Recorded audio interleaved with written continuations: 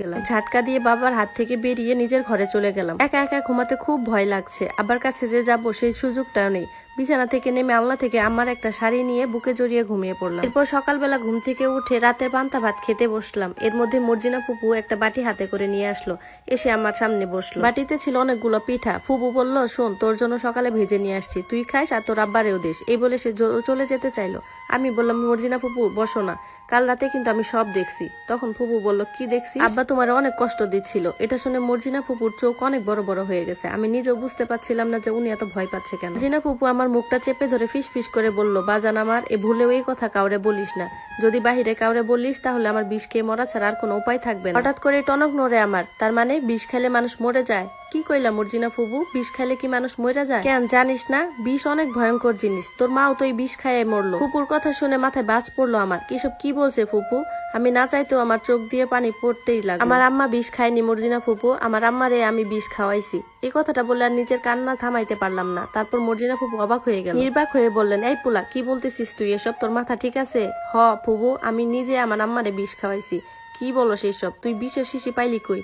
আমার আব্বা দিছে আমারে। আব্বার কথা শুনে মর্জিনা ফুপু আটকে উঠলো। তারপর চারপাশটা তাকিয়ে দিয়ে দেখে বলল, চল ঘরে যাই, এসব কথা এখানে বলা ঠিক হবে। এর মধ্যে আব্বা গোসল সেরে চলে আসলো। কিরে মর্জিনা, কখন আসলি?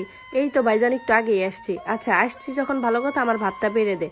আচ্ছা ঠিক আছে, বসো তুমি। এরপর মর্জিনা ফুপু আবারে ভাত খাইতে দিয়ে আমাকে নিয়ে ঘরে চলে গেল। গিয়ে দরজা দিয়ে সব ঘটনা শুনলো। শুনে পরে বলতেছে, তুই এটা কি করছিস আকাইদ?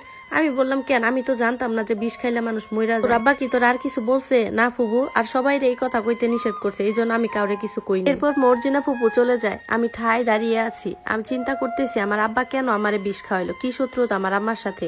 আর আম্মাই বা কেন নিজে থেকে বিষ খেয়ে নিল? এই দুইজনের ভিতরে নিশ্চয়ই কোনো রহস্য আছে। সারাদিন এসব ভাবতে থাকলাম। সন্ধ্যার দিকে যখন বৈঠকখানে বসেছিলাম, ইসমাইল চাচা বাড়িতে ঢুকলো। ঢুকে আব্বাকে খুঁজতে। ইসমাইল চাচা সেদিন আমার আম্মার লাশটা হাসপাতাল থেকে আনছিল। উনি এসে বলতেছে, শোন, একটা সাংঘাতিক ঘটনা ঘটে গেছে। যেদিন তোর মায়ের লাশটা আমরা হাসপাতাল থেকে নিয়ে আসি, সেই দিনই হাসপাতালে নাকি একটা অ্যাক্সিডেন্টের রোগী ছিল। তারা সেই লাশটা খুঁজে পাচ্ছে না। আমি এইমাত্র এই খবরটা পাইলাম। জানি না হাসপাতালের লোকজনরা কি কইতাছে। আমি তো ইসমাইল চাচার কথা শুনে আমার ওই দিনের কথাটা মনে করলাম। তার মানে কি আমি সেদিন ঠিকই সন্দেহ করছিলাম ওই লাশটা আমার আম্মার ছিল না? আল্লাহ যেন আমার মনের আশাটাই পূরণ করে। এর মধ্যে মর্জিনা খালা সবকিছু শুনে চলে আসে। এসে বলতেছে, কি কইতাছো? ঘরে মর্জিনা, আমি এইমাত্রই শুনে আসলাম।